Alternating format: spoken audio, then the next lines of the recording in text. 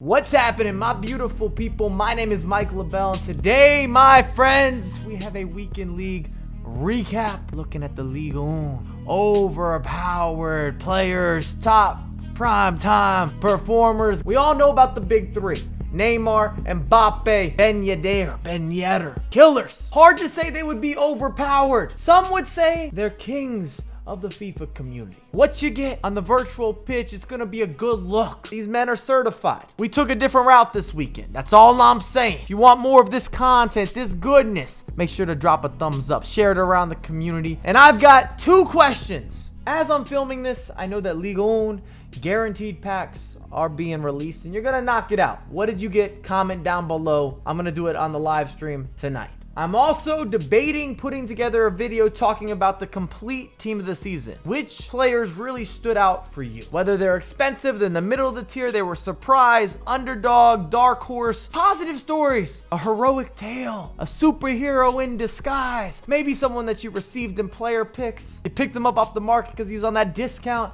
shopping tip and you wanted a little coupon action and he delivered. I want to talk about those guys. Cool? Not gonna hold you. Tall, 28 goals, 17 assists, my most valuable attacking player. Hands down, outright complete. Just pure brilliance. He could do everything on the virtual pitch. Unrelated, but related, I made it to Youssef Attal's story, so shout out to the main man. Thank you for that. We appreciate what you did over the weekend, and we appreciate you in real life on the football pitch. You've earned this. Every single iteration of his upgraded FUT items this year, dominant, disgusting, filthy, goal scoring machine. Weak foot, not an issue, doesn't have one. 5-star, scores when he wants. He can be a potent attacker. He can give you the skill moves on the wings, cutting inside, dancing and prancing, 1-2 steps. He can be a box to box in the middle of the pitch. You name what you're looking for, and Attal fits that. And that's a big reason that I say that he's worth the price. And his turns come at a premium. This is not your side piece. He is the main attraction. And I'm going to make a pretty big statement here because I used both of them. I should mention I was playing a 4-4-2. It was Attal and the baby version of Cruyff. Attal was better than Cruyff. Next up, Payet.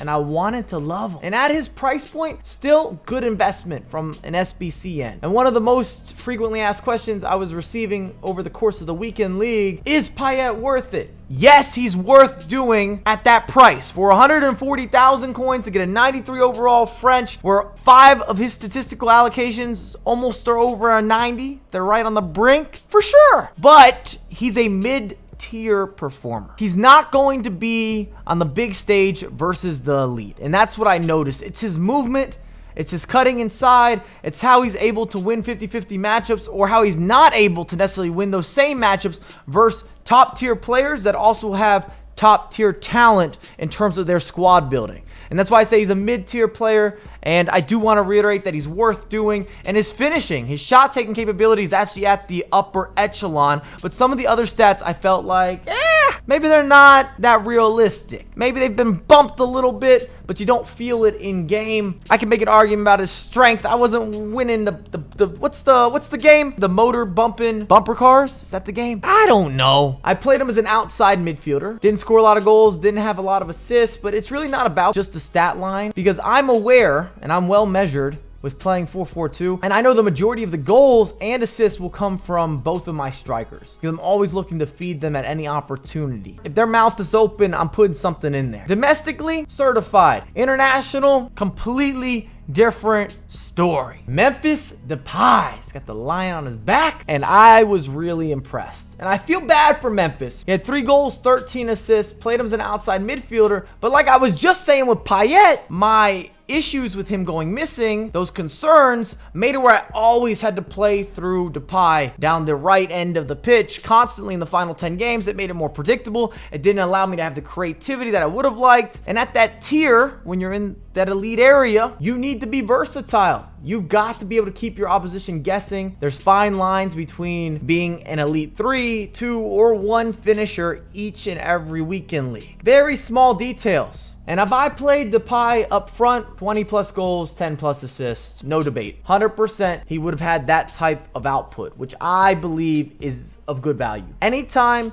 the goals and the assists add up to more than the games played. So if you're doing a math equation here, player, and this is an attacker for you, you're getting your value. Maneuvers with that especial on the virtual pitch, cutting inside, 5-star skill moves. He's explosive, dynamic, gets in behind, puts pressure, difficult to match up against. I loved his touches, and I noticed how much speed he had, so to speak, with how he can burst by someone, especially if the connection is clean. I always give that disclaimer because I know sometimes we're sitting in delay. We're turning the same pages on the book. I read the same novel. I got it. Would recommend Memphis Depay. Cruyff, 31 goals, 12 assists. One of the greats in world football, and he never disappoints in Ultimate Team. I know what I'm gonna get. 5-star skills, 5-star weak foot, can create, can score, interchangeable with multiple positions. He's versatile, which when you're paying over 2 million coins, that has to kind of be a requirement. Whether you need a winger, you need a striker, you need to play a center attacking mid. If you're well versed in multiple formations, you can make those adjustments on the fly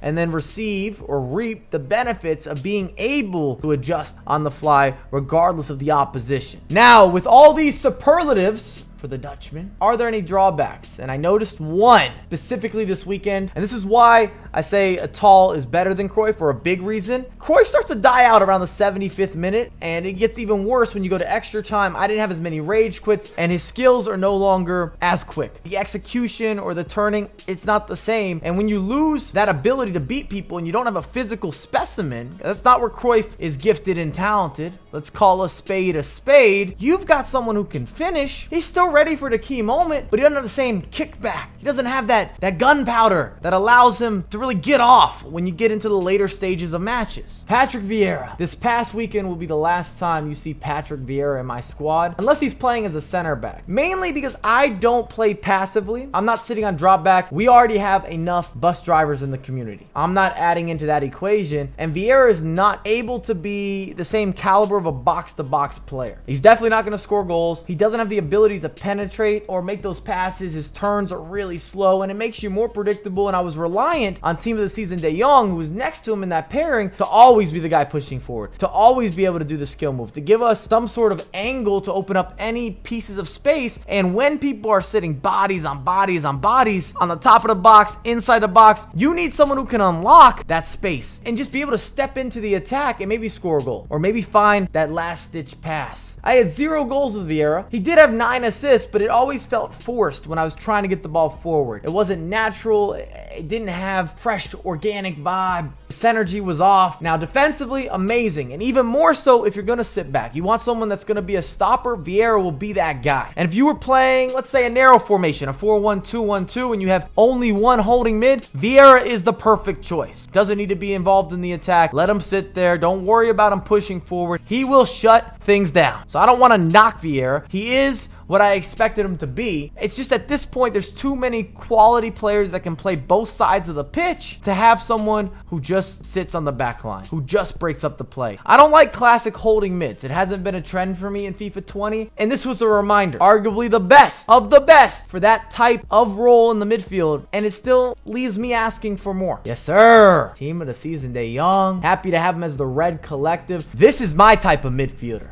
No weaknesses, gives you all-out effort offensively, in the middle of the pitch defensively. The chase back is there, has the skill move, scores goals. Pretty much every weekend that I use De Jong, he gives me at least 10 goals and 10 assists. I think this weekend we had 9 and 9, so maybe slightly underperforming for my expectation. I've had many weekend leagues or FUT Champs where either his team of the season or his team of the year FUT item, which are basically identical, have gone for a 15 and 15. That's incredible. For a midfielder, someone who's not meant to score goals. He just has this late trailing run into the box and he times it so perfectly. It's effortless. If you get a break on a counterattack, De Jong will be that savior. And how I was complaining about Vieira, De Jong doesn't have that. If I am able to hit a 1-2, it's on. We're going to do that. I can go for it. I know he can finish. I hit volleys with De Jong every weekend. People are intimidated. And he also allows you to be a little more clever. The way you maneuver, the way you sidestep. The way you L1 dribble, looking for these splitting passes, a creative back heel. And I stress this so heavily because when you're playing top tier, those skill gaps are so slim. The difference between winning 27 or 28 games and then only winning 23 or 24 could be a bounce back. It could be someone's weak foot, maybe having a player that's not at the same level for being able to finish, some sort of small drawback. It's very small details and intricacies, and you don't want to hinder yourself. Defense, no major changes this weekend. Robertson, perhaps the most underrated defensive team of the season FUT item up to this point.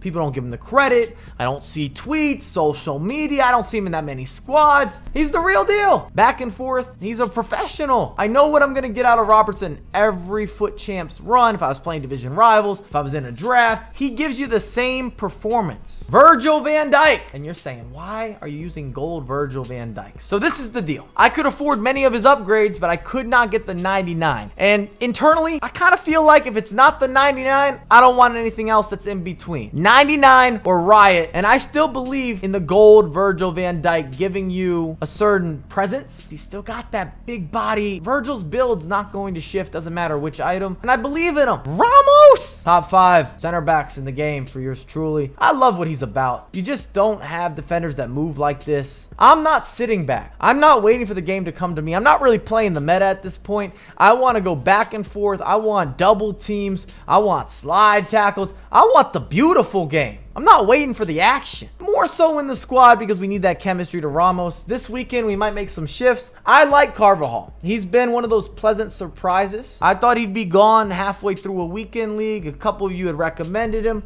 but his pace is legit, and his strength and his physical upgrades, which is another big skepticism from yours truly, is now at a 91. His aggression's at a 99. He's 99 jumping, 99 stamina. This has been a good addition. You've seen the squad. You've heard what I had to say. Comment. What did you get in your guaranteed pack? And team of the season players that have made a difference for you. Just in general, it can be in any of the tiers of price points. I'm just looking to put together some sort of team of the season finale, the overview or the overall picture, the landscape. As always, if you enjoy the content, make sure to drop some love. If you're new, it's free to subscribe, and I'll have a lot more content coming out for you ASAP.